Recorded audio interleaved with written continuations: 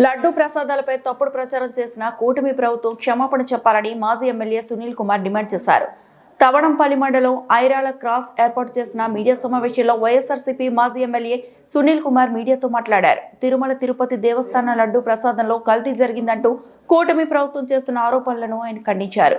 SIT రిపోర్ట్లో జంతు కొవ్వు కలవలేదని స్పష్టంగా తేలిన తప్పుడు ప్రచారాలతో హిందువుల మనోభావాలు దెబ్బతీస్తున్నారని మండిపడ్డారు. దేవుడి ప్రసాదాన్ని రాజకీయంగా వాడకూడదని ప్రజలకు క్షమాపణ చెప్పాలని డిమాండ్ చేశారు. ఈ కార్యక్రమంలో వైఎస్ఆర్సీపీ నాయకులు పాల్గొన్నారు. కంక్లూడ్ చేసుకున్నాక మాట్లాడాల్సింది.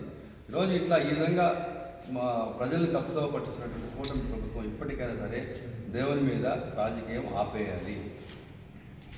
నిజం చెప్తాను, దేవుడి మీద రాజకీయం ఆపేయాలి. దేవుడు చూస్తున్నాడు. రేపు ప్రజలకి మనం సమాధానం చెప్పకపోయినా దేవుడు సమాధానం చెప్పాలి. ఈరోజు దేవుడు అడగడానికి మీరు అనుకుంటున్నారు. సాక్షాత్ దేవుడి మీద మీరు ఏమనంటే మా యొక్క కులదైవం వెంకటేశ్వర స్వామి అని అంటున్నారు కదా మీరు. మరి మీ కులదైవం మీద మీరు మాట్లాడే ముందు తగిన ఆధారాలతోటి సాక్ష్యాలతోటి ప్రజల ముందుకు రావాల్సింది.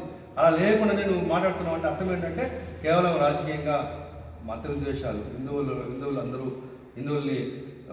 జగన్ గారు ఏదో అపవిత్రం చేశారు, దేవుని యొక్క పవిత్రతని అపవిత్రం చేస్తున్నాడు అని చెప్పి వాళ్ళ మనసుల్లో జగన్ గారి పట్ల ఒక కోపాన్ని ఏదో ఒక వాళ్ళ మీద దుష్ప్రచారం చేసి జగన్ గారిని తగ్గించాలి అనే ఒక అంశమే ఇందులో కనిపిస్తుంది.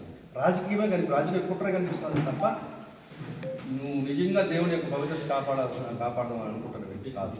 కాబట్టి నేను ఇప్పటికి కూడా నేను కూటమి ప్రభుత్వానికి ఒకటే చెప్తున్నాను, దేవుని విషయంలో రాజకీయాలు ఆపేయండి, వాస్తవానికి చెప్పండి. తప్పైందని చెప్పండి. తప్పేముంది? మేము మొదటి రిపోర్ట్ వచ్చింది, మేము చెప్పాము. ఈరోజు రిపోర్ట్లో ఎత్తుకోవలేదు కాబట్టి మీరు ఎవరు కూడా దీని మీద ఆందోళన చెందాలని పొందగా మరి ప్రజలకు తెలియజేయాల్సిందిగా నేను కోరుకుంటున్నాను.